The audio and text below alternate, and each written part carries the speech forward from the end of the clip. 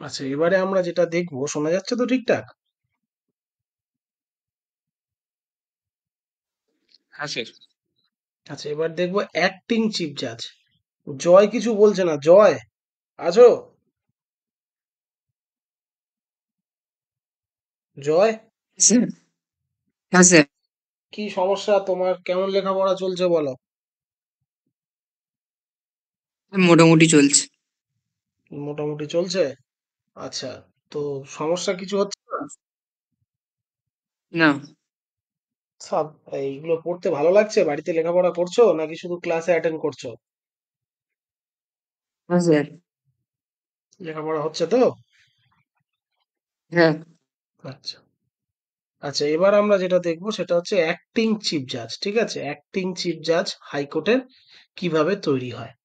Acting chief জাজ কখন তৈরি হবে আমরা প্রত্যেকেই জানি, যখন পার্মানেন্ট চিফ জাজ কেউ থাকবে না। ঠিক আছে, তখন তার জায়গাতে একটা অ্যাক্টিং চিফ জাজ বসাতে হবে। বোঝা গেল? আচ্ছা, কি বলছে, কে করতে পারে এই যে এটা? প্রেসিডেন্ট ক্যান অ্যাপয়েন্ট এ জাজ অফ হাইকোর্ট, মানে হাইকোর্টের যে জাজ, জেনারেলি হাইকোর্টের জাজদেরকে আমরা কি বলি? জাস্টিস। ঠিক আছে, এ জাজ of high court as an acting chief জাজ হোয়েন, কখন করতে পারে? প্রথমত এটা পরীক্ষাতে মোস্ট ইম্পর্টেন্ট জিনিসটা কি, অ্যাক্টিং চিফ জাজ কে অ্যাপয়েন্ট করতে পারে? Answer, president. ঠিক আছে, when the office of chief জাজ ইজ ভ্যাকান্ট, যখন চিফ জাজের অফিসটা ভ্যাকান্ট থাকবে, ফাঁকা থাকবে। ঠিক আছে, মানে চিফ জাজের পদে কেউ নেই এমন একটা সময়।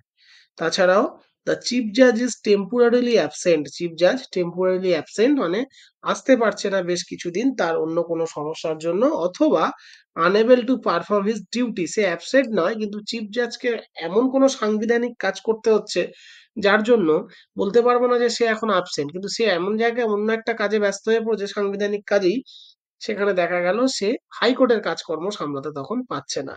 এই তিন ধরনের ক্ষেত্রে, এই দুটো ক্ষেত্রে বা এই তিনটে ক্ষেত্রে প্রেসিডেন্ট কি করতে পারে? একজন হাইকোর্টের অন্য যে কোনো জাজকে অ্যাক্টিং চিফ জাজ হিসাবে হাইকোর্টে নিয়োগ করতে পারে। এগুলো আগেও সব তোমরা পড়েছো। আচ্ছা, তারপর কি আসছে? অ্যাডিশনাল অ্যান্ড অ্যাক্টিং জাজেস। অ্যাডিশনাল অ্যাক্টিং জাজেস কাদেরকে বলবো? কি বলছে, president can appoint qualified person, এটাকে ভালো করে মন দেবে, কোয়ালিফাইড পার্সন অ্যাজ অ্যাডিশনাল জাজেস of high court for a temporary period not more than 2 years. President কি করতে পারে? প্রেসিডেন্ট কোয়ালিফাইড পার্সন, কোয়ালিফাইড মানে কি ধরনের কোয়ালিফাইড? যাদের হাইকোর্টের বিচারপতি হওয়ার মতো যোগ্যতা আছে, এই ধরনের কোয়ালিফাইড ব্যক্তিদেরকে অ্যাডিশনাল জাজ হিসাবে হাইকোর্টে রিক্রুট করতে পারে, মানে হাইকোর্টে জাজ হওয়ার মতো যোগ্যতা যাদের আছে, ফর এ টেম্পোরারি পিরিয়ড, কতদিনের জন্য? 2 বছরের কম সময়ের জন্য। ঠিক আছে, অ্যাডিশনাল অ্যাক্টিং জাজ কিন্তু 2 বছরের বেশি সময়ের জন্য তিনি থাকতে পারেন না। তাহলে অ্যাডিশনাল অ্যাক্টিং জাজ হিসেবে একজনকে নিয়োগ করলাম, তাকে যদি 2 বছরের বেশি সময় রাখতে হয় তাহলে তাকে পার্মানেন্ট করতে হবে। যেমন তোমরা প্রচুর নাম শুনেছো বর্তমানে, তিনি একজন এমপি, অভিজিৎ গাঙ্গুলি, জাস্টিস অভিজিৎ গাঙ্গুলির প্রচুর নাম শুনেছো না? হ্যাঁ স্যার। হ্যাঁ স্যার। ওই অভিজিৎ গাঙ্গুলি কিন্তু সরাসরি ওই টেম্পোরারি জাজ হিসেবে হাইকোর্টে নিয়োগ করা হয়েছিল ওনাকে। উনি একজন হাইকোর্টের অ্যাডভোকেট ছিলেন, তোমরা জানো, শুনেছো এগুলো। তো টেম্পোরারি জাজ হিসেবে প্রথমে নিয়োগ করা হয়, তারপরে ওনাকে হাইকোর্টের পার্মানেন্ট জাজ করা হয়। আচ্ছা, আর কি বলছে, অ্যাডিশনাল অ্যাক্টিং জাজ also can not holds office after the age of 62 years, 62 বছর বয়সের পরে অ্যাডিশনাল অ্যাক্টিং জাজ কিন্তু তিনি থাকতে পারবেন না। সাপোজ হাইকোর্টের জাজ হওয়ার ক্ষমতা আছে এমন একজন ব্যক্তি বা যোগ্যতা আছে এমন একজন ব্যক্তিকে অ্যাডিশনাল অ্যাক্টিং জাজ হিসেবে নিয়োগ করলো, কে নিয়োগ করলো? কে করতে পারে নিয়োগটা? প্রেসিডেন্ট। প্রেসিডেন্ট নিয়োগ করলো, কিন্তু সেই ব্যক্তির সেই সময় বয়স 61+, তাহলে সে লেস দ্যান 1 ইয়ার থাকতে পারবে, 2 বছরও তিনি সেখানে থাকতে পারবেন না। মানে অ্যাডিশনাল অ্যাক্টিং বলে তিনি 62 বছরের বেশি বয়সের কাউকে আমি নিয়োগ করতে পারবো না, বা 62 বছরের বেশি বয়স হলে তাকে আর সেই পদে রাখতে পারবো। বোঝা গেল? আচ্ছা, এরপরে যাচ্ছি রিটায়ার্ড জাজেস। রিটায়ার্ড জাজেস মানে রিটায়ার্ড জাজ মানে যেখানে যে সমস্ত জাজেসরা রিটায়ার্ড করেছে তাদেরকে পুনরায় টেম্পোরারি পিরিয়ডের জন্য হাইকোর্টের জাজ হিসেবে কাজ করানোর কথা বলছে। অ্যাট এনি টাইম, যে কোনো সময়ে, চিফ জাস্টিস অফ হাইকোর্ট, হাইকোর্টের যিনি chief justice, at any time chief justice of high court, হাইকোর্টের chief justice can request a retired জাজ, একজন রিটায়ার্ড জাজকে রিকোয়েস্ট করতে পারে, for that high court or any other high court, ওই হাইকোর্টের একজন, ওই হাইকোর্টের আহ, মানে রিটায়ার্ড জাজকে, অথবা অন্য যে কোনো হাইকোর্টের রিটায়ার্ড জাজকে কে রিকোয়েস্ট করতে পারে? হাইকোর্টের চিফ জাস্টিস। কেন? টু অ্যাক্ট অ্যাজ এ জাজ of high court for temporary period, হাইকোর্টের টেম্পোরারি পিরিয়ডের জন্য জাজ হিসাবে যাতে তিনি কাজ করে সেই জন্য। জেনারেলি এগুলো কেন করে থাকেন? এগুলো করে থাকেন যখন দেখছে যে হাইকোর্টে পার্মানেন্ট জাজের সংখ্যা অনেকটা কমে গেছে, তখন এগুলো করা হয়। ঠিক আছে? তখন হাইকোর্টের চিফ জাস্টিস কি দেখবেন? ওই হাইকোর্টের কোনো রিটায়ার্ড জাজ অথবা এনি আদার হাইকোর্ট বা অন্য হাইকোর্টের রিটায়ার্ড জাজ, রিটায়ার্ড জাজ মানে নিশ্চয়ই তার হাইকোর্টের জাজ হওয়ার যোগ্যতা ছিল, তাই তিনি হাইকোর্টের জাজ হয়েছিলেন, সুতরাং তার তো আর যোগ্যতা নিয়ে প্রশ্ন নেই, তাই এখানে দেখো তার যোগ্যতার ব্যাপারটা বলা নেই। ঠিক আছে? তো ওনাকে কি করা হচ্ছে? টেম্পোরারি পিরিয়ডের জন্য ওই হাইকোর্টে আবার জাজ হিসাবে অ্যাক্ট করার কথা বলা হচ্ছে। তার মানে একটা জিনিস নিশ্চয়ই দেখবে যে এখানে যেমন অ্যাডিশনাল জাজদেরকে 62 বছর বয়সের পরে আর পদে রাখা যাবে না, আর রিটায়ার্ড জাজ মানে জেনারেলি তার নিশ্চয়ই 62 বছর ওভার হয়ে গেছে, তাই তো তিনি রিটায়ার্ড জাজ, তাই না? আচ্ছা, এবারে এখানে বলছে হি ক্যান ডু সো, এই হি stands for chief justice of high court, মানে এই হিটা চিফ জাস্টিস অফ হাইকোর্টের প্রোনাউন হিসাবে ব্যবহার হচ্ছে। He can do so only after the consult with Chief Justice of India and President. তাহলে হাইকোর্টের চিফ জাস্টিস এটা করতে পারে চিফ জাস্টিস অফ ইন্ডিয়ার সাথে কনসাল্ট করে এবং প্রেসিডেন্টের সাথে কনসাল্ট করে। মানে হাইকোর্টের চিফ জাজের মনে হলো যে জাজের সংখ্যা কমে গেছে, আর তড়িঘড়ি একটা রিটায়ার্ড জাজকে নিজে থেকে অ্যাপয়েন্ট করে দিল দুম করে, এটা করতে পারবেন না। উদ্যোগটা নিতে হবে হাইকোর্টের চিফ জাজকে। বোঝা গেল? কিন্তু উদ্যোগ নিয়ে তিনি আগে সিজেআই এর অনুমতি নেবেন, প্রেসিডেন্টের অনুমতি নেবেন, তারপর এটা করতে পারেন। আচ্ছা, such retired judges are get some allowances as the president may determines. তো রিটায়ার, এটা সুপ্রিম কোর্টের সময়ও পড়েছো তোমরা, রিটায়ার্ড জাজ কত স্যালারি পাবে, কত অ্যালাউন্সেস পাবে, সেটা প্রেসিডেন্ট ঠিক করে দেন। কারণ রিটায়ার্ড জাজ অলরেডি একটা সুযোগ সুবিধা বা টাকা পয়সা পেনশন বা অবসরকালীন ভাতা হিসেবে পেয়ে থাকেন। ঠিক আছে? কিন্তু মনে রাখবে এখানে নতুন করে বলা নেই, কিন্তু এখানেও সেটা প্রযোজ্য যে অ্যাডিশনাল অ্যাক্টিং জাজ এরা কিন্তু একেবারে হাইকোর্টের যে স্যালারি, জাজেসদের যে স্যালারি, সেটা তারা ঠিকঠাক পাবে। ঠিক আছে? বোঝা গেল? কিন্তু এখানে রিটায়ার্ড জাজেসদের ক্ষেত্রে সেটা হাইকোর্টের হতে পারে, সুপ্রিম কোর্টের হতে পারে, তার কত অ্যালাউন্সেস দেওয়া হবে বা তার রিমিউনারেশন কি দেওয়া হবে সেটা ঠিক করে প্রেসিডেন্ট।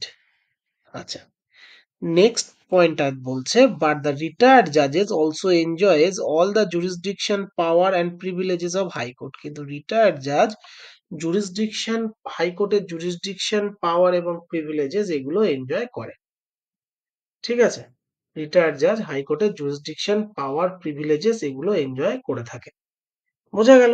তাহলে হাইকোর্টের যে রিটায়ার্ড জাজ তারা কিন্তু এমনটা নয় যে রিটায়ার্ড হয়ে গেছে বলে তাদের ক্ষমতা অনেকটা কমে যাবে এটসেট্রা। যখন তারা সেখানে চলে আসছে, মানে আবার পুনরায় সেখানে কাজ করছে, সেখানে তার আবার সেই পুরোনো পাওয়ারটাই রেজিউম হয়ে যায়। আচ্ছা, next, after retirement from high court he can not practice those court where he had been জাজ। হাইকোর্ট থেকে একবার রিটায়ার হয়ে যাওয়ার পরে হাইকোর্টের জাজেরা সেই সমস্ত হাইকোর্টে বা সেই সমস্ত হাইকোর্টের অন্তর্গত যেসব লোয়ার কোর্ট গুলো আছে সেই সমস্ত জায়গায় কিন্তু তিনি প্র্যাকটিস করতে পারেন না। জেনারেলি হাইকোর্টের একটা জাজ ভারতবর্ষের কোনো লোয়ার কোর্টে গিয়ে আর প্র্যাকটিস করতে পারবেন না। কোনো ডিস্ট্রিক্ট কোর্ট, কোনো সাব ডিভিশন কোর্টে practice means as an advocate কাজ করতে পারবেন। ঠিক আছে? তাছাড়াও যে সমস্ত হাইকোর্টে তিনি জাজ হিসাবে কাজ করেছেন সেই সমস্ত হাইকোর্টেও কিন্তু তিনি প্র্যাকটিস করতে পারবেন না। তাহলে একটা হাইকোর্টের রিটায়ার্ড জাজ কোথায় প্র্যাকটিস করতে পারে? সুপ্রিম কোর্টে প্র্যাকটিস করতে পারে। প্র্যাকটিস মানে অ্যাজ অ্যান অ্যাডভোকেট তিনি ওয়ার্ক করতে পারেন সুপ্রিম কোর্টে, অথবা তিনি যে সমস্ত হাইকোর্টে জাজ হিসাবে কাজ করেননি সেই সমস্ত হাইকোর্টেও তিনি প্র্যাকটিস করতে পারবেন। বোঝা গেল? হ্যাঁ স্যার। হ্যাঁ স্যার। স্যার আচ্ছা, এবার আমরা দেখব জুরিসডিকশন অফ হাইকোর্ট। হাইকোর্টের কি কি জুরিসডিকশন আছে, কোন কোন বিচার বিভাগীয় ক্ষেত্র হাইকোর্টের আছে। Number one, original jurisdiction. Original jurisdiction ব্যাপারটা আমরা সুপ্রিম কোর্টেও দেখেছিলাম, হাইকোর্টেও দেখেছি। রিট জুরিসডিকশন, এটা আমরা সুপ্রিম কোর্টেও দেখেছি, হাইকোর্টেও দেখবো। আচ্ছা, অ্যাপিলের জুরিসডিকশন, এটাও তাই, সুপ্রিম কোর্টেও ছিল, হাইকোর্টেও আছে, মানে অ্যাপিল করা কোনো ব্যাপারে। সুপারভাইজারি জুরিসডিকশন, এটা সুপ্রিম কোর্টে আমরা দেখিনি। আচ্ছা, control over subordinate court. Supervisory jurisdiction আর কন্ট্রোল ওভার সাবঅর্ডিনেট কোর্ট, এটা সেম কাজ বলতে পারো। আর এ কোর্ট অফ রেকর্ড আর পাওয়ার অফ জুডিশিয়াল রিভিউ। ঠিক আছে, এই কটা হাইকোর্টের জুরিসডিকশন আছে। এবার এটাকে আমরা একটু ডিটেলসে আলোচনা করব যে কিভাবে এটা কাজ করে। আচ্ছা, প্রথমে আসছি অরিজিনাল জুরিসডিকশন। আচ্ছা, একটু মুখে মুখে মাঝে মাঝে কিছু প্রশ্ন করব, তারা একটু উত্তর দেওয়ার চেষ্টা করবে। ঠিক আছে, যেমন আহ রোহিত বলবে বর্তমানে ভারতবর্ষে কতগুলো হাইকোর্ট আছে। স্যার, প্রত্যেকটা রাজ্যের জন্য তো একটা, কিন্তু নর্থ ইস্টে 4টে রাজ্য মিলে একটা। স্যার ভুলে গেছি স্যার কটা আছে টোটাল। ভুলে গেছে, তাহলে কি করে হবে? স্যার 25টা। 25টা, গুড। 25টা হাইকোর্ট আছে। আচ্ছা, জয় বলবে, অন্য কেউ বলবে না, যে আমাদের লেটেস্ট হাইকোর্ট বা সর্বকনিষ্ঠ হাইকোর্ট বা সব থেকে দেরিতে তৈরি হয়েছে যে হাইকোর্টটা, সেই হাইকোর্টে মানে সাময়িক দিনে যে তৈরি হয়েছে সেই হাইকোর্টের নাম কি?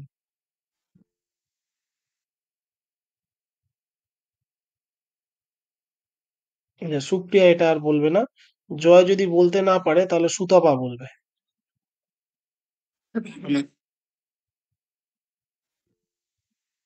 সুতপা। আচ্ছা, রোহিত বলো। জানি না sir. Sir Telangana high court. Telangana high court বলে কোনো হাইকোর্ট নেই ভারতবর্ষে। Sir Amaravati high court. Amaravati high court, ঠিক আছে। অমরাবতী হাইকোর্ট কোন রাজ্যের জন্য? স্যার অন্ধ্রপ্রদেশ। অন্ধ্রপ্রদেশ, ঠিক আছে। সুতপা, বাড়িতে লেখাপড়া করছো না? সুতপা। হ্যাঁ স্যার করছি। হ্যাঁ স্যার না, করছি। অফলাইনে তোমার যে পারফরমেন্স ছিল, অনলাইনে কিন্তু সেই পারফরমেন্স অনেকটাই কমে গেছে, বুঝলে? ঠিক আছে, অফলাইনে যে হ্যাঁ স্যার। পারফরমেন্স ছিল, অনলাইনে সেই পারফরমেন্স অনেকটাই কমে গেছে, এটা তো বুঝতে পারছি। সামনে যে এক্সাম গুলো আছে, মিসলেনিয়াস বা ক্লার্কশিপ, এগুলো কেমন হয়েছিল তোমার? স্যার মোটামুটি। মোটামুটি মানে তার মধ্যে তো মিসলেনিয়াসে বোধহয় অ্যান্সার কি দিয়েছে, তাই তো? হ্যাঁ স্যার। হুম। তো অ্যান্সার কি দিয়ে সেখানে কেমন কি আসছে, প্রত্যেকে একটু মিলিয়ে দেখেছিলে? না স্যার। কেন দেখনি কেন? না দেখলে বুঝবে কি করে তোমার মেনের জন্য তুমি আসছো কি আসছো না, কত মার্কস হচ্ছে কি হচ্ছে না? হ্যাঁ, সুপ্রিয়া কিছু বলবে? না স্যার। ওই হাতটা তোলা আছে। আচ্ছা, তো ও সেগুলো তো দেখ। আচ্ছা আচ্ছা ঠিক আছে স্যার। টুম্পা, টুম্পা, টুম্পা, পরীক্ষার কি খবর, কেমন চলছে? ঠিকঠাক। ঠিকঠাক। মিসলেনিয়াসের অ্যান্সার কি ম্যাচ করিয়েছিলে নিজের সাথে, যে কতটা কি হলো? করিয়েছিলাম। কত হয়েছে?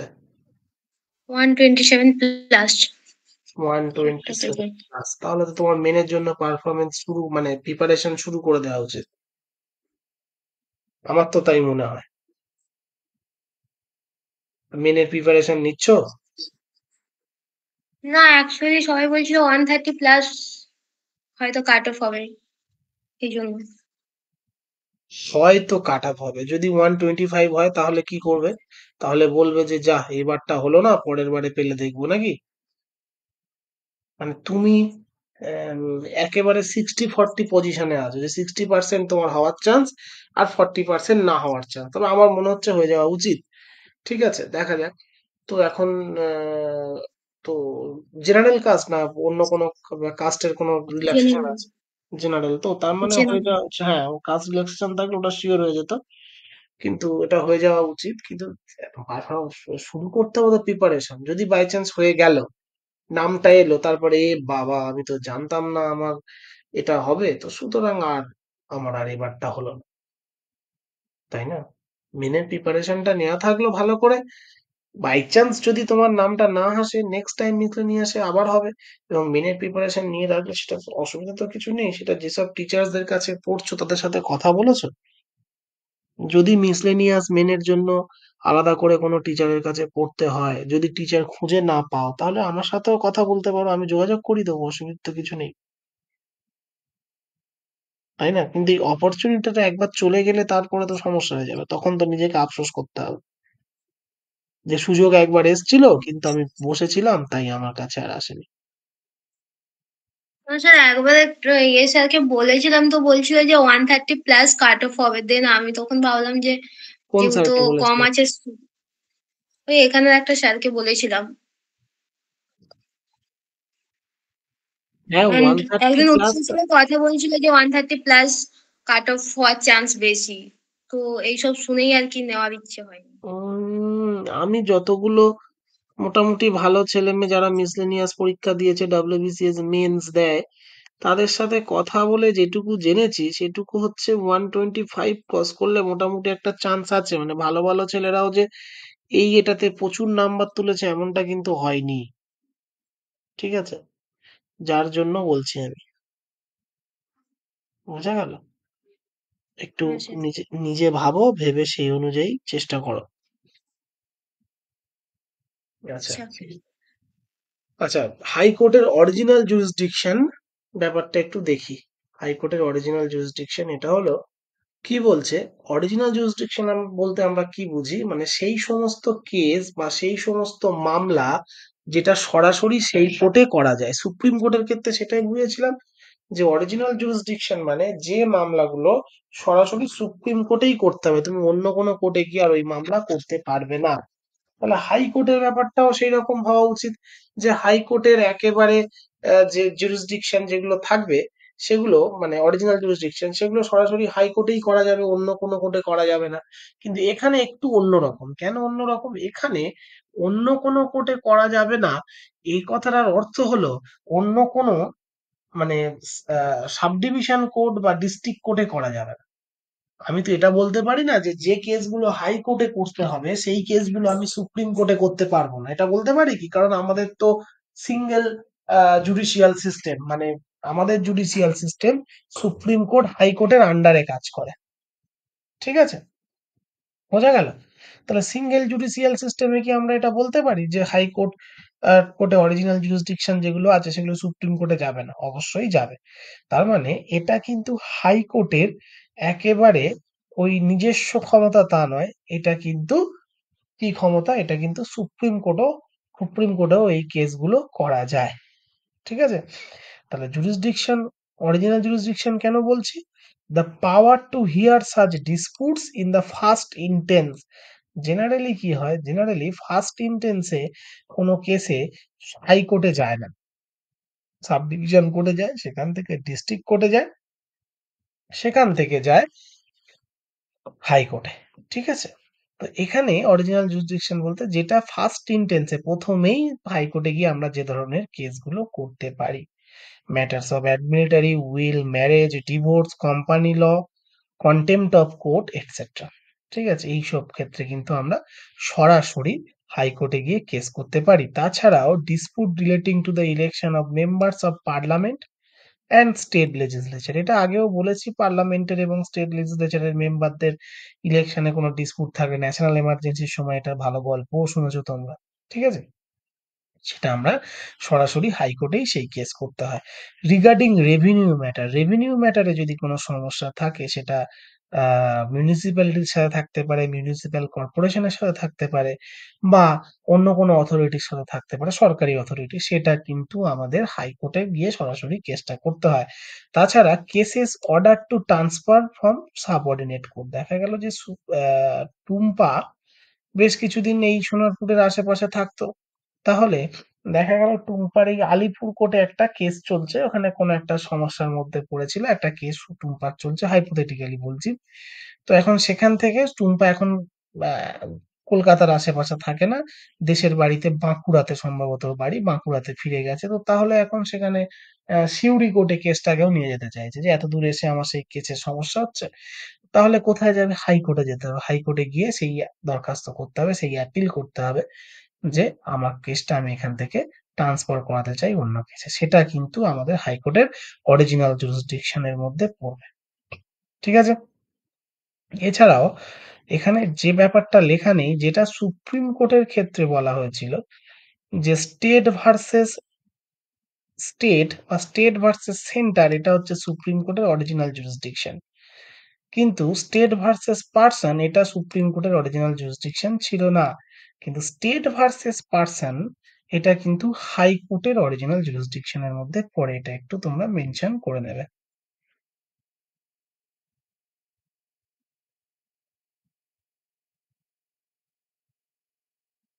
স্টেট ভার্সেস পার্সন মানে দেখা গেল যে পশ্চিমবঙ্গ সরকারের বিরুদ্ধে রোহিত একটা কেস করতে চায়, তাহলে রোহিতকে কিন্তু সেটা হাইকোর্টে গিয়েই করতে হবে। ঠিক আছে? বোঝা গেল? কোনো সরকারের বিরুদ্ধে কোনো কেস করতে গেলে সেটা কিন্তু হাইকোর্টের অরিজিনাল জুরিসডিকশন, সেটা কিন্তু সাব ডিভিশন কোর্টে করা যায় না। ক্লিয়ার? এই ব্যাপারটা বোঝা গেছে?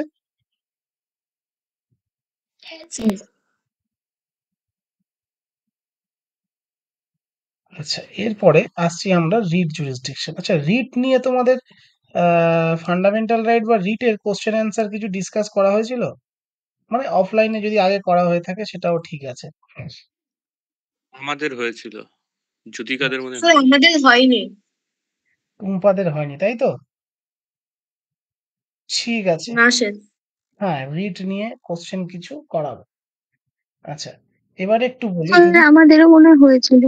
আচ্ছা এবার তোমাদেরকে একটু বলি, যে পড়া তো কন্টিনিউ করছো সেটা ঠিক আছে, তোমাদের আর খুব বেশি দিন বাকি নেই।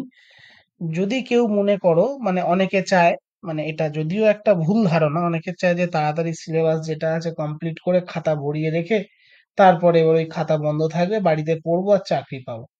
তোমাদের প্রত্যেকের কথাই বলছি, যারা চাকরিটা পেতে চাও অন্তত 2026-এর মধ্যে ম্যাক্স টু ম্যাক্স, এবং প্রত্যেককে এটাও বলে রাখছি যারা এখানে আছো, যদি 2026-এর মধ্যে কোনো চাকরির পরীক্ষা ক্র্যাক করতে না পারো তাহলে আর লেখাপড়া করো না, তাহলে বেকার সময় নষ্ট করে লাভ নেই। কেন স্যার এত বাজে কথা বলছেন?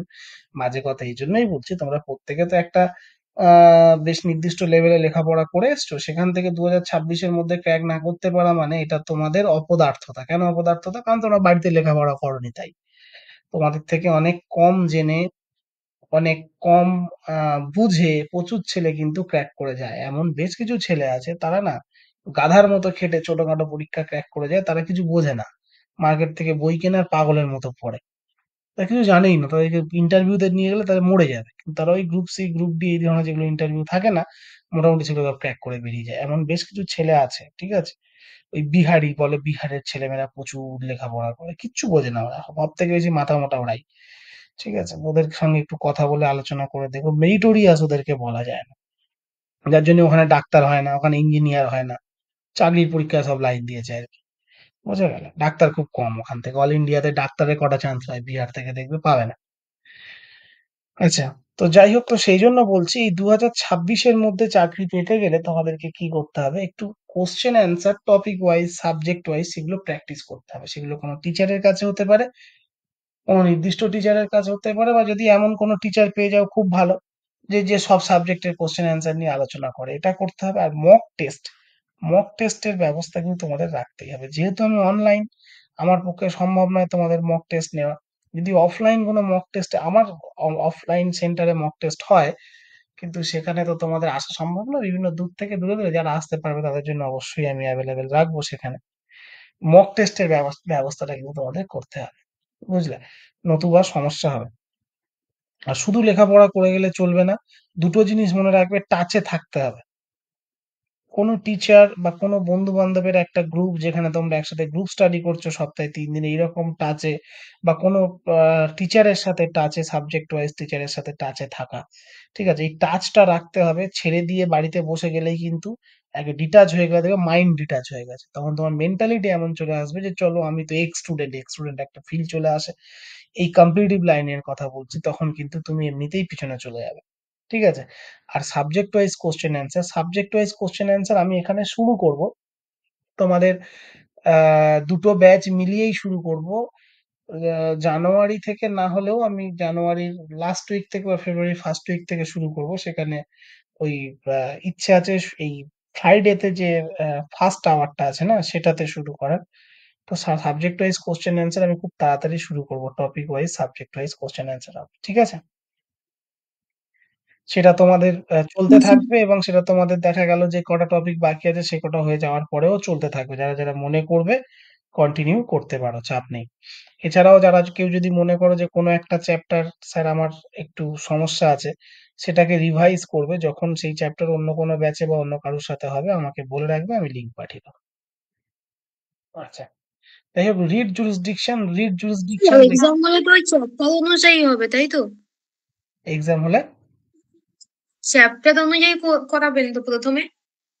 হ্যাঁ, চ্যাপ্টার অনুযায়ী করাবো, ঠিক আছে? চ্যাপ্টার আচ্ছা। অনুযায়ী করালে কি হয়, তোমাদের পড়াটা খুব ভালো হয়। আমি যদি আজকে বলে দিই যে পরের শুক্রবার তোমাদের ফান্ডামেন্টাল রাইটের একটা এক্সাম হবে বা ডিসকাশন হবে কোশ্চেন অ্যান্সারের, তাহলে তোমরা সেটা রেডি করে রাখবে, আই থিঙ্ক। ঠিক আছে? কারণ খুব সত্যি কথা, টাকা পয়সা খরচ করে চাকরির লেখাপড়া করতে সেখানে তো আর জোর করে কেউ ফাঁকি মারে না, ঘাট ধরে কেউ পাঠায়নি এখানে। তোমাদের ইচ্ছে আছে তাই তোমরা লেখাপড়া করছো। তো তাহলে আশা করা যায় যে এক সপ্তাহে তোমরা ফান্ডামেন্টাল রাইটটা তোমরা ভালো করে তৈরি করে নেবে। তারপর এইভাবে চ্যাপ্টার ওয়াইজ কোশ্চেন অ্যান্সার করানোর পরে মক টেস্টে ঢুকবো। তারপর দেখা গেল যে মাসে 3টে চ্যাপ্টার ওয়াইজ কোশ্চেন অ্যান্সার হলো, একটা মক টেস্ট হলো। ঠিক আছে? বোঝা গেল? এগুলো প্র্যাকটিস করলে কি হবে, তুমি খুব সুন্দর করে ব্যাপারটাকে করতে পারবে। বা এটা হলো যে যেমন মিসলেনিয়াস বা ডব্লিউবিপি, এসআই যেগুলো আছে সেখানে ছোট ছোট করে ডেসক্রিপটিভ লাগে। সেই ছোট ছোট ডেসক্রিপটিভ কোশ্চেন অ্যান্সারের মতো করে কিছু কিছু কোশ্চেন অ্যান্সার আমি একদিন করালাম, দুদিন সাবজেক্ট ওয়াইজ হলো, টপিক ওয়াইজ হলো, একদিন মক টেস্ট হলো। এইভাবেও চলতে পারে, ঠিক আছে? তো এটা কন্টিনিউ করব। যাদের যাদের মনে হবে যে এটা এর সাথে থাকার, তাহলে তারা এটাতে থেকো, ঠিক আছে?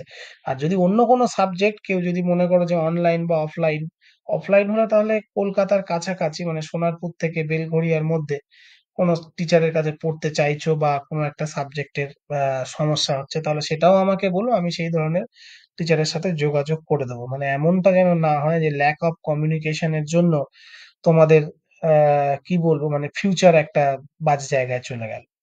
যে শুধু পলিটি পড়লে তুমি চাকরি পাবে না ভাই, এটা তো খুব সত্যি কথা। আমি তো বলবো শুধু পলিটি পড়ে যাও চাকরি পেয়ে যাবে, এমনটা তো নয়। ঠিক আছে? তোমার ম্যাথ লাগবে, জিআই লাগবে, ইংলিশ লাগবে, খুব ইম্পর্টেন্ট ম্যাথ, জিআই, ইংলিশ। ঠিক আছে? আর জিএস পেপার গুলোর মধ্যে polity, history, geography, economics, current affairs এগুলো তো লাগবেই, ট্র্যাডিশনাল জিকে। ঠিক আছে? তো সেটাই বলছি, এমনটা যেন না হয়, বড় হয়েছে, এমনটা যেন না হয় যে কখনো যেন মনে না হয় যে কোনো একটা সাবজেক্ট বেশ পড়া পড়ছি, আর অন্য সাবজেক্ট গুলো পড়ছি না। এমনটা হতে পারে যে কোনো একটা সাবজেক্ট দেখা গেল সেই স্যারটা এত সুন্দর করে পড়াচ্ছে যে সেই সাবজেক্টের প্রতি তোমাদের চূড়ান্ত একটা ভালোবাসা জন্মে গেল। হতেই পারে যে জয়ন্ত, হাইপোথেটিক্যালি বা সত্যি, যেমন জয়ন্ত স্যার হিস্ট্রিটা খুব সুন্দর পড়ায়, তো সেখানে গিয়ে দেখলে যে হিস্ট্রিটা খুব ভালো লেগে গেছে, ভালো লেগে তুমি আরো প্রচুর প্রচুর পড়তে শুরু করলে, মানে এমন করলে যে হিস্ট্রিতে তুমি এখন পিএইচডি করবে। দরকার নেই। ঠিক আছে? ভাববে যে সাবজেক্টের প্রতি ভালোবাসা জন্মে গেলেও এই সাবজেক্ট আমি ততটাই পড়বো যতটুকু দরকার, এবং সমস্ত সাবজেক্টকে আমার ঠিক ততটা করেই ফোকাস করতে হবে। একটা সাবজেক্ট নিয়ে অতক্ষণ পড়ে থাকলেও চলবে না, আবার কোনো সাবজেক্ট কম পড়লেও চলবে না। সেটা নিজেদের মতো করে কিন্তু ক্যালকুলেট করে এগোতে হবে। বোঝা গেল? যদি কেউ মনে করো যে ব্যাপারটা নিয়ে সমস্যা হচ্ছে, পার্সোনালি আমার সাথে একদিন কথা বলতে চাও বা এই নিয়ে আলোচনা করতে চাও, তাহলে আমি অ্যাভেলেবেল আছি। হ্যাঁ, আমি ব্যস্ত থাকি, কিন্তু অবশ্যই তোমাদের জন্য ব্যক্তিগত সময় বের করতে পারবো। কোনো রকম সমস্যা হলে দ্বিধাবোধ করবে না। আচ্ছা, যাই হোক, রিড জুরিসডিকশনে আমরা কি দেখেছি, আমরা দেখেছি রিড যখন আমরা পড়েছি যে রিড কিন্তু সুপ্রিম কোর্ট জারি করতে পারে, হাইকোর্ট জারি করতে পারে। সুপ্রিম কোর্ট জারি করে আর্টিকেল 32 অনুযায়ী, ঠিক আছে?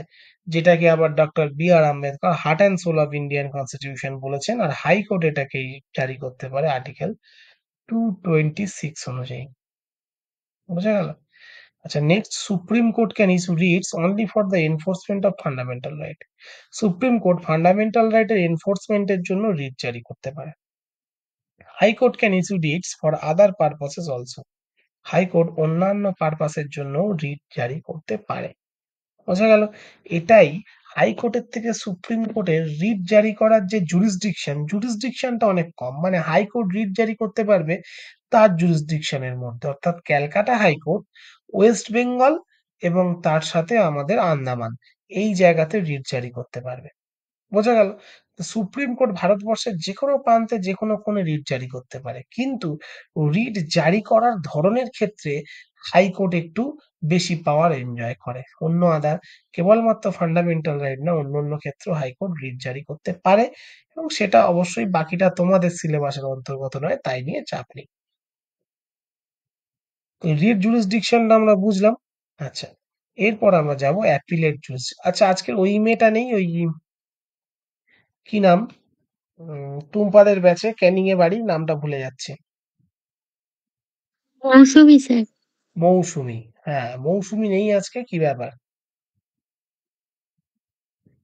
থাকার আর একটা জানি কারণ না স্যার।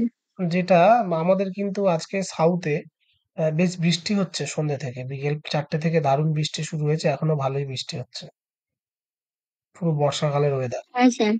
হ্যাঁ, তোমাদের ওখানেও চলছে? সুতাপা কোথায় থাকে? স্যার বারুইপুর। আহ, বারুইপুরে বৃষ্টি হচ্ছে ঠিকঠাক? বাহ। এখন থেমে গেছে, হচ্ছিল। আমাদের এখানে বেশ ভালোই কন্টিনিউ চলছে। আচ্ছা, অ্যাপিলেট জুরিসডিকশন মানে আমরা যেখানে অ্যাপিল করছে, সাধারণ মানুষ যেখানে অ্যাপিল করছে, এই অ্যাপিলেট জুরিসডিকশনে সিভিল ম্যাটারের ক্ষেত্রে কি বলছে, first appeal both law and fact.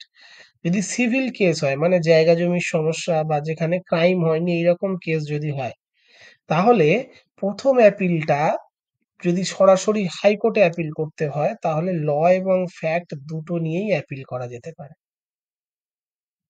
ঠিক আছে?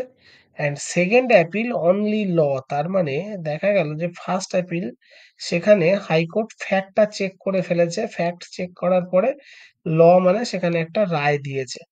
সেকেন্ড অ্যাপিলটা আমি এটা বলতে পারি, সেখানে ফ্যাক্ট চেক দ্বিতীয়বার হবে না, সেখানে সিভিল কেসের ক্ষেত্রে, মনে রাখবে সিভিল কেসের কথা বলছি, সেখানে ফ্যাক্ট চেক হবে না, সেখানে কিন্তু কেবলমাত্র আমি লটা নিয়ে আর একটা অ্যাপিল করতে পারি, যে ফ্যাক্টের উপর যে রায়টা দেয়া হয়েছে সেই আইনটা ভুল বা আইনে কিছু সমস্যা আছে, সেটা নিয়ে আমি সেকেন্ড অ্যাপিল করতে পারি। এটা অ্যাপিলেট জুরিসডিকশন, মানে সাধারণ মানুষ তাদের যে কোনো সমস্যার জন্য, সেটা সিভিল হতে পারে, ক্রিমিনাল হতে পারে, কনস্টিটিউশনাল ম্যাটার হতে পারে, যে কোনো সমস্যার জন্যই কিন্তু সাধারণ মানুষ অ্যাপিল করতে পারবে। ঠিক আছে?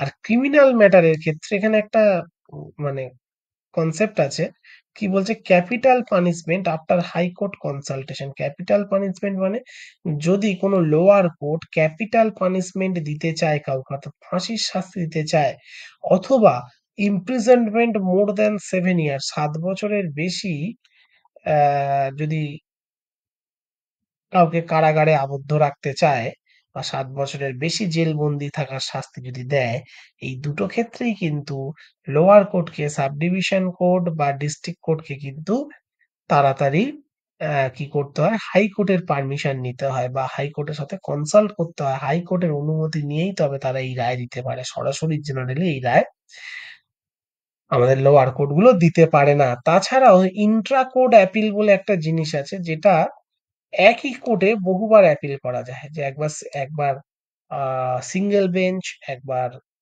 ডিভিশন বেঞ্চ, একবার প্রধান মানে চিফ জাস্টিসের বেঞ্চ বা চিফ জাস্টিসের কাছে আরো একবার অ্যাপিল করা। এই জিনিসটা ভারতবর্ষের 3টে হাইকোর্টে আছে, ক্যালকাটা হাইকোর্ট, বোম্বে হাইকোর্ট আর ম্যাড্রাস হাইকোর্ট। এই 3টে হাইকোর্টেই আমরা ইন্ট্রা কোর্ট অ্যাপিল ব্যাপারটা দেখতে পাই। ঠিক আছে? এই তোমরা জানো যে এই হিস্টোরিক্যাল ব্যাকগ্রাউন্ড, এই 3টে হাইকোর্ট একসাথে তৈরি হয়েছিল, এবং এটাই ভারতবর্ষের সব থেকে পুরনো 3টে হাইকোর্ট। তাই জন্য এই 3টে হাইকোর্টকে বলা হয় প্রেসিডেন্সি হাইকোর্ট। কি বলা হয়? Presidency high court. ঠিক আছে? এখানেই আমরা ইন্ট্রা কোর্ট অ্যাপিলটা দেখতে পাই, মানে হাইকোর্টের রায় পছন্দ না হলে আবার ফের হাইকোর্ট নিয়ে আমরা অ্যাপিল করতে পারি।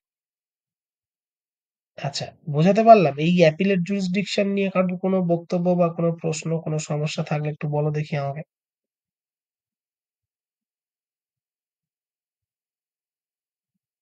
জয়, বোঝা গেছে?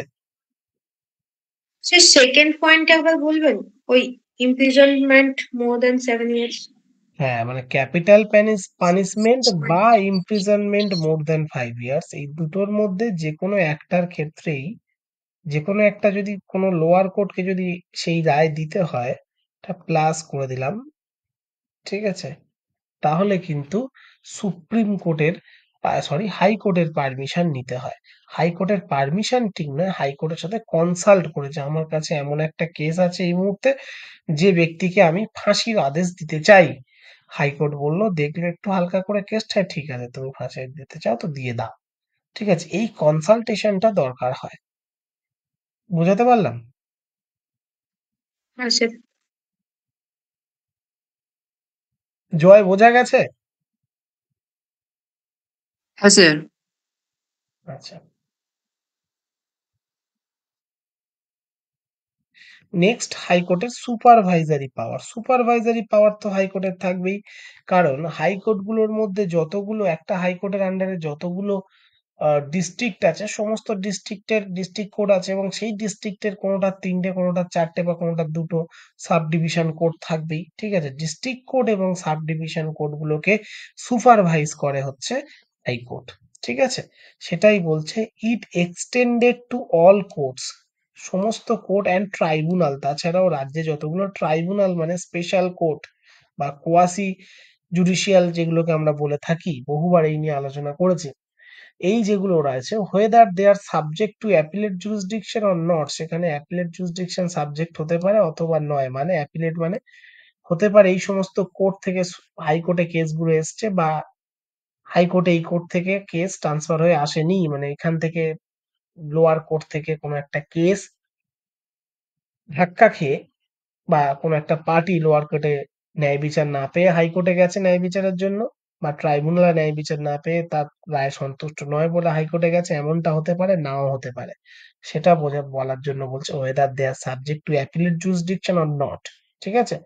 অর্থাৎ না হলেও হাইকোর্ট কিন্তু একটা সুপারভাইজ রাখবে যে কোন কোর্টে কি ধরনের কেসগুলো চলছে।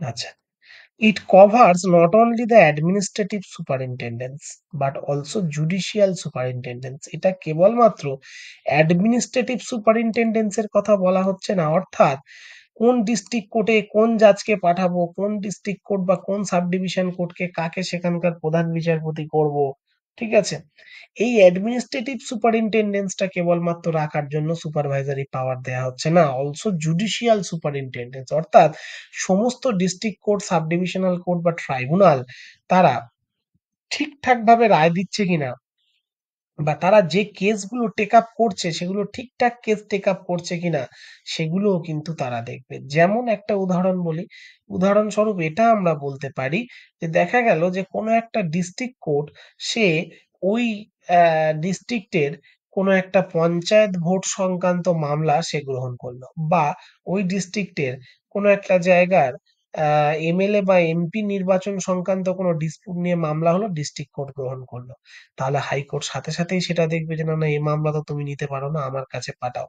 ওই ট্রাইব্যুনাল নিয়ে একটা কথা একটা সময় বলেছিলাম, যে দেখা গেল গ্রিন ট্রাইব্যুনাল একটা ডিভোর্সের কেস লড়ছে গ্রিন ট্রাইব্যুনালে, কেন, যে হাজবেন্ডের বিরুদ্ধে ওয়াইফের অভিযোগ যে ও বাড়ির সমস্ত গাছপালা কেটে নষ্ট করে, তাই তারা গ্রিন ট্রাইব্যুনালে গিয়ে ডিভোর্স চাইছে, ঠিক আছে।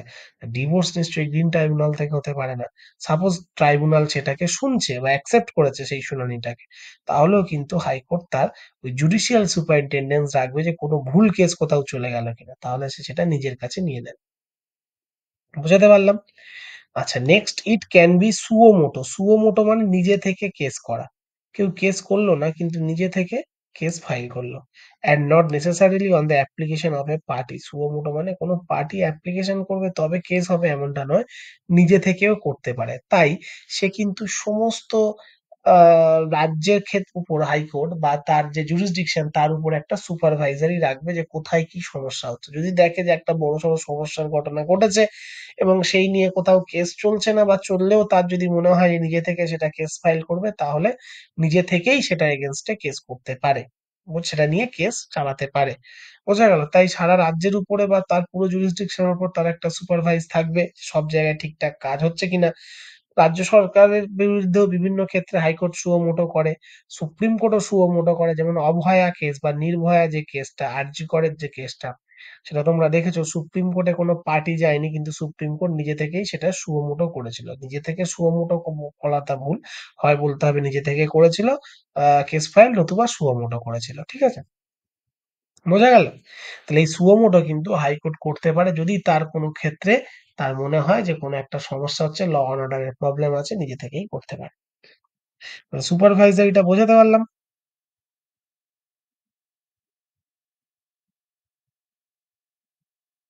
হ্যাঁ স্যার।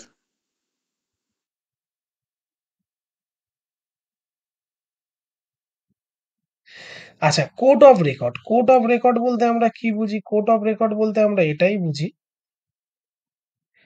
কোর্ট অফ রেকর্ড বলতে আমরা এটাই বুঝি যে হাইকোর্টের সমস্ত judgment, proceedings and facts of the high court are recorded, সবকিছু কিন্তু রেকর্ডেড থাকে। This records are admitted to be evidentiary value, এই রেকর্ডগুলোকে এভিডেন্সিয়ারি ভ্যালু হিসেবে অ্যাডমিট করা হয়, and can not be question when produced before any subordinate court. কোনো subordinate কোর্টে, সেই হাইকোর্টের সাবঅর্ডিনেট কোর্টের সামনে যখন সেটাকে রাখা হয়, তখন কিন্তু সেটাকে কোশ্চেন করা যায় না। বোঝা গেল?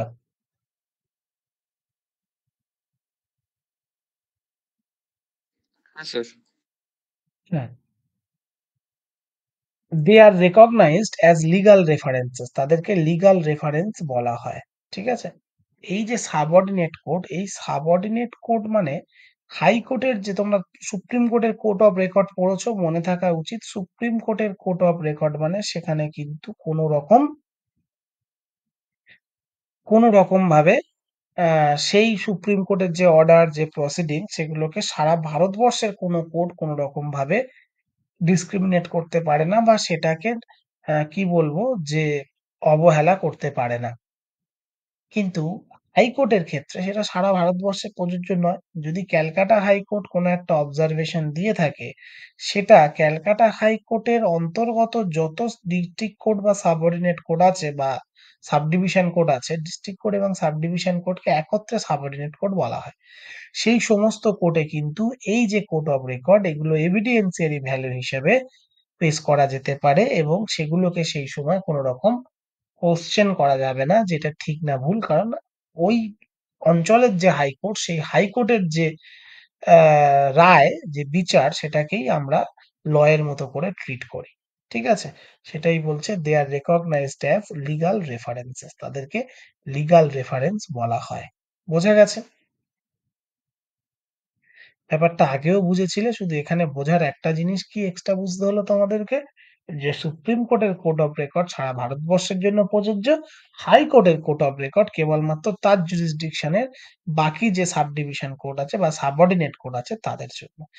এই কোর্ট অফ রেকর্ডের থেকেই কিন্তু, যদি কোর্ট অফ রেকর্ড কেউ না মানে, হাইকোর্ট একটা কথা বলেছে বা একটা রায় দিয়েছে, সেটা কেউ মানছে না, যেমন ক্যালকাটা হাইকোর্ট বলেছে যে 60 ডেসিমেলের উপরে তুমি বক্স বা কোনো রকম মাইক এটসেট্রা তুমি বাজাতে পারবে না, ঠিক আছে? তাহলে তোমার কিন্তু এটা মেনে চলতে হবে, এবং অবশ্যই ক্যালকাটা হাইকোর্টের অন্তর্গত যতগুলো, মানে ক্যালকাটা হাইকোর্টের প্রাক্তন বিচারপতি ভবানী প্রসাদ মজুমদার, প্রধান বিচারপতি, তিনি এই রায়টা দিয়েছিলেন। তো তার যতগুলো রয়েছে, যতগুলো তার জুরিসডিকশন রয়েছে, সেটা আন্দামান হতে পারে, সেটা ওয়েস্ট বেঙ্গল হতে পারে, সেখানে কিন্তু এই কোর্ট অফ রেকর্ডটাকে মেনটেন করে চলতে হবে। বোঝা গেল? যদি না চলি, যদি তার থেকে বেশি করি, তাহলে কি আমার বিরুদ্ধে কন্টেম্পট অফ কোর্টের সিভিল বা ক্রিমিনাল কেস ফাইল করা হতে পারে। তাহলে কন্টেম্পট অফ কোর্ট কিন্তু দু ধরনের হতে পারে, অর্থাৎ আদালত অবমাননা বা কন্টেম্পট অফ কোর্ট, সেটা কিন্তু দু ধরনের হতে পারে। কি কি? ক্রিমিনাল হতে পারে বা সিভিল হতে পারে, ঠিক আছে? Civil contempt means wilful disobedience to any judgement, order, writ or other processes of court. Civil contempt মানে যে কোর্ট একটা জাজমেন্ট দিয়েছে, একটা অর্ডার পাস করেছে বা রিট জারি করেছে বা অন্য কিছু কোর্ট করতে চাইছে, সেটাকে আমি ইচ্ছাকৃতভাবে সেটা শুনছি না বা সেটা গ্রাহ্য করছি না বা সেটা মেনে চলছি না, তাহলে আমার বিরুদ্ধে সিভিল কন্টেম্পট করা হবে। বোঝা গেল? যে কন্টেম্পট অফ কোর্ট এবং তার সিভিল কেস আমার বিরুদ্ধে করা হবে। ক্রিমিনাল কন্টেম্পট মানে যেখানে ক্রাইম হচ্ছে এবং কন্টেম্পট হচ্ছে, সেখানে কি বলছে, scandalize or lower the authority of a court. কোর্টকে স্ক্যান্ডালাইজ করা হচ্ছে, কোর্টের রায়কে, এবং কোর্টকে নিচু দেখানোর চেষ্টা করা হচ্ছে, যে কোর্ট একটা অর্ডার দিয়েছে আমার বিরুদ্ধে, আমি কোর্ট আবার কি করবে, জানিস আমার দাদা কত বড় নেতা, ও কোর্ট কি করবে, দেখে নেবো কোর্ট কি করে, আমি মানবো না, যা। এটা হচ্ছে ক্রিমিনাল কন্টেম্প্ট। আর prejudice or interferes with the due course of judicial proceedings, অর্থাৎ যদি প্রিজুডিস অর ইন্টারফেয়ারেন্স মানে যে দেখা গেল জুডিশিয়াল প্রসিডিংস চলছে, সেখানে জাজকে আমি হুমকি দিচ্ছি, জুডিশিয়াল প্রসিডিংস যাতে আটকে যায় সেই ধরনের আমি কোনো ষড়যন্ত্র করছি যাতে বিচার না ঠিকঠাক দেওয়া যায়, এইগুলো হয়ে যাবে ক্রিমিনাল কন্টেম্প্ট। আর কি, interferes or obstruct the administration of justice in any other manners, অর্থাৎ অন্য কোনো ব্যাপারে যদি মানে অ্যাডমিনিস্ট্রেশন অফ জাস্টিসকে যদি আমি অন্য কোনো ম্যানারে যদি সেখানে অবস্ট্রাক্ট করার চেষ্টা করি, তাহলে কিন্তু এটা হয়। আমি আমার নিয়ার বাই সাব ডিভিশনের একটা ঘটনা বলি ছোট্ট করে। এটা ভারতবর্ষ বলেই সম্ভব, এবং সেখানে হয়। আমরা কি অঞ্চলে বাস করছি ভাবো, যে পশ্চিমবঙ্গেরই একটা সাব ডিভিশন কোর্ট, সেই সাব ডিভিশন কোর্টের ক্রিমিনাল জাজ, মানে ক্রিমিনাল কোর্টের জাজ ম্যাজিস্ট্রেট, সেখানে এক রাজনৈতিক দলের নেতার বিরুদ্ধে, লোকাল রাজনৈতিক দলের নেতার বিরুদ্ধে একটি অর্ডার পাস করেন। তার ফলে কি হয়, প্রত্যেকটা সাব ডিভিশন কোর্টের আশেপাশে দেখবে জাজেস ব্যারাক থাকে, ঠিক আছে, এবং সেই রাজনৈতিক দল সেই জাজেস ব্যারাকে গিয়ে আক্রমণ করে রাত্রেবেলা, এবং জাজেসদেরকে সব হুমকি দিয়ে আসে, তোমরা কত বড় জাজ হয়েছে দেখে নেবো, তোমাদের এখানে থাকতে হবে, এই করতে হবে, তাই করতে হবে, আমরা কিন্তু তোমাদের ছেড়ে কথা বলবো না।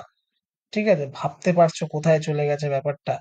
এবং প্রত্যেকটা ম্যাজিস্ট্রেট এবং জাজ তারপরে থেকে সেখানে একদম স্ট্রাইক করে দেয়, বলে যে আমরা কোনো কেস শুনবো না যতক্ষণ না এটা ফায়সালা হবে। বর্তমানে সেই কেসটা কলকাতা হাইকোর্ট টেক আপ করেছে, এবং সেখানে বেশ কিছু ক্রিমিনালদের শাস্তিও দিয়েছে। ঠিক আছে, বোঝা গেল? তাহলে বুঝতে পারছো কোথায় থাকি। এবং তোমাদের মনে হতে পারে যে স্যার এগুলো হিন্দি সিনেমায় হয়, না হিন্দি সিনেমায় না, বাস্তবেও চলছে। আমি যে ঘটনা বললাম সেটা 6 মাসেরও কম সময়ের ঘটনা বললাম। আচ্ছা, এটা তাহলে বোঝা গেছে কোড অফ রেকর্ড কাকে বলে এবং কোড অফ রেকর্ড কিভাবে কাজ করে। বোঝা গেছে আশা করছি। হ্যাঁ স্যার। হ্যাঁ স্যার।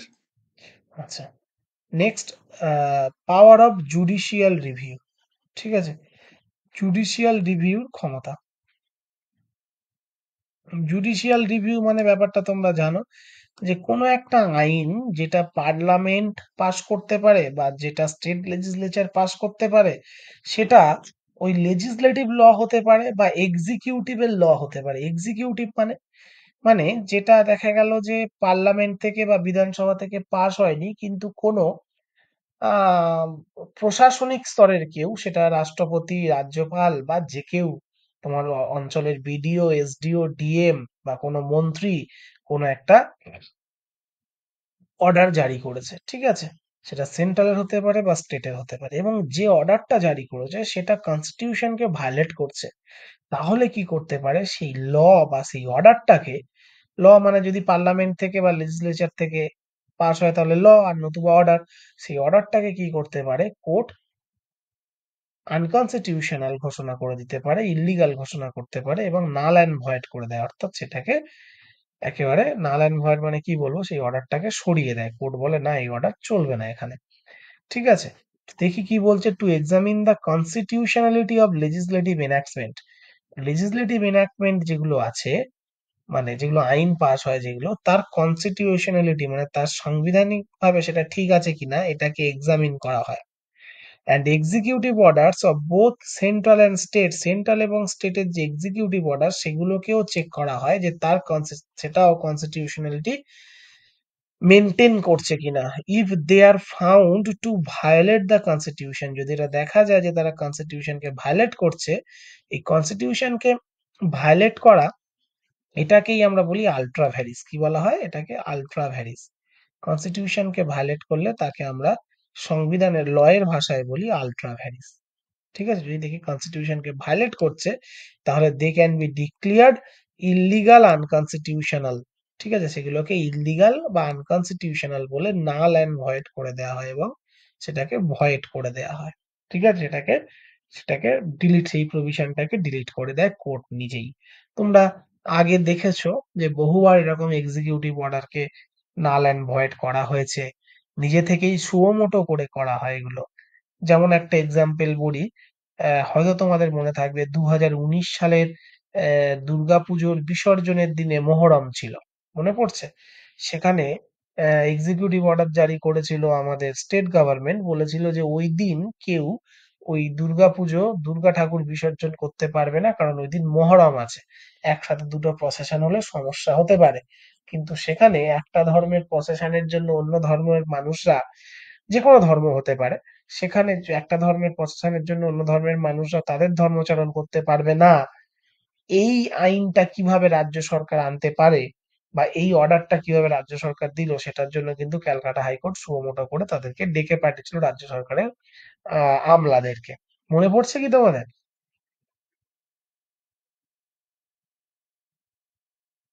শুনিনি স্যার, এটা প্রথম শুনছি। যাই হোক, শুনেছো হয়তো অতটা। হ্যাঁ, তোমরা তো বয়স খুব, 2019 মানে তখন তোমরা আজ থেকে প্রায় 6-7 বছর আগে।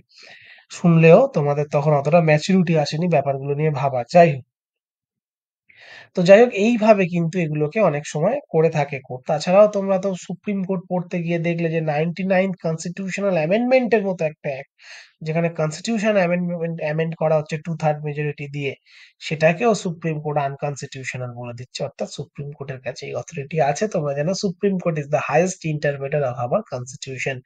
অর্থাৎ সংবিধানের সর্বোচ্চ ব্যাখ্যাকারী হচ্ছে সুপ্রিম কোর্ট।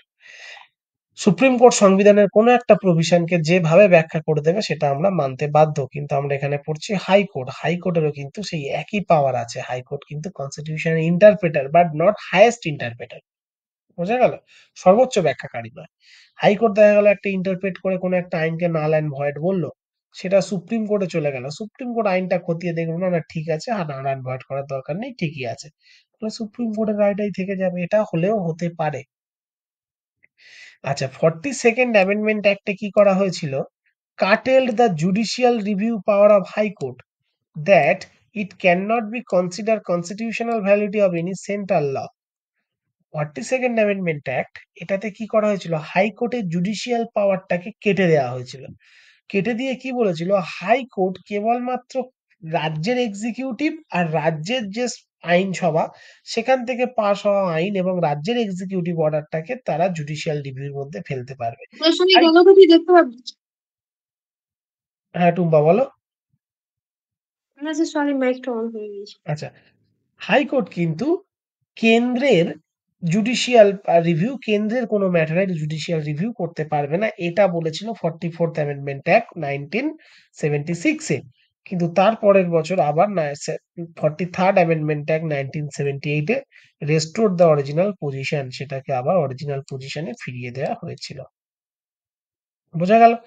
ঠিক আছে, তাহলে এটা ছিল judicial review of power of high court. ঠিক আছে, তাহলে আজকে এই পর্যন্তই থাক। আমি পিডিএফটা আর ভিডিওটা দুটোই পাঠিয়ে দিচ্ছি। তোমরা পরের দিন শুধু আমাকে মনে করে দেবে যে স্যার, সুপ্রিম কোর্টের কোশ্চেন অ্যান্সার করানো, ডিসকাস করার কথা ছিল। পরের ক্লাসটা তোমাদের 27 ডিসেম্বর। ঠিক আছে, বোঝা গেল? 25 থেকে 1 জানুয়ারি পর্যন্ত একটা গ্যাপ থাকে, সেখানে মাঝে মাঝে একটু আমরা বেরু বেরু করতে যাই। ঠিক, কোনো এক সময় ইচ্ছে পূরণ যখন ছিল, সুন্দরবনে গেছিলাম। তো তার আগে আমাকে একবার নক করে নিও যে স্যার ক্লাসটা হবে কিনা। ঠিক আছে, সম্ভবত হবে, মানে হওয়ার চান্স বেশি, তবুও বলে রাখলাম যে নেক্সট ক্লাসে কিন্তু তোমাদের ওই সুপ্রিম কোর্টের কোশ্চেন অ্যান্সারটা ডিসকাস করা হবে। ঠিক আছে? হ্যাঁ স্যার। হ্যাঁ, আজকে স্যার এই এটা শেষ পর্যন্ত। তো স্যার? হ্যাঁ, এটা শেষ। হাইকোর্ট এখানে শেষ হলো, এই পর্যন্ত। এবং তাছাড়াও আবারও একবার বলে রাখছি, যদি কারোর কোনো পার্সোনাল প্রবলেম হয় সাবজেক্টিভ ব্যাপারে, অন্য কোনো সাবজেক্টের ব্যাপারে, তোমাদের এই যে প্রফেশনে আছো তোমরা, প্রফেশনাল স্টুডেন্ট হিসাবে কম্পিটিটিভ এক্সামের কোনো ফিল্ডে গিয়ে কোনো সমস্যা হয়, আমার সাথে কিন্তু খোলাখুলি আলোচনা করতে পারো, আমি অ্যাভেলেবেল থাকি। মানে এমনটা নয় যে স্যার তো শুধু শুক্রবার করে পড়ায়, বাকি সময় বোধহয় স্যারকে বললে স্যার এসব ব্যাপারে ভাববে না, এটা একেবারেও ভাববে না। ঠিক আছে, চলো এই পর্যন্তই। Good night. Good night sir. হ্যাঁ, গুড নাইট।